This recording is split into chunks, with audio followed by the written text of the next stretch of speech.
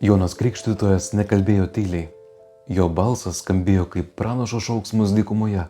Jis buvo stiprus, sukrečiantis ir neįmanomas ignoruoti. Jis pažadino tautą, nes žinojo, kad viešpats jau yra arti.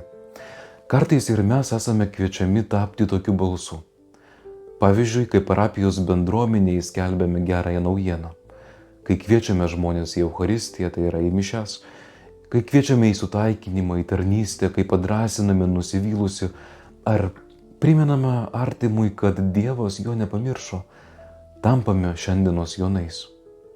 Net vienas paprastas skambutis, įsivaizduok savo, vienišam žmogui ar kvietimas būti Kristaus mokiniu jau šiandien gali būti tas šauksmas, kurio kažkas laukia ilgus metus.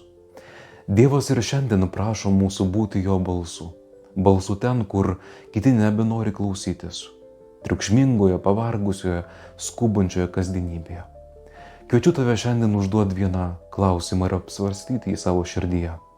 Kur šiandien gali tapti viešpaties balsu, kad bent vienam žmogui padėtum atrasti kelią pas viešpatį. Gero apmąstymo ir palaimintos dienos.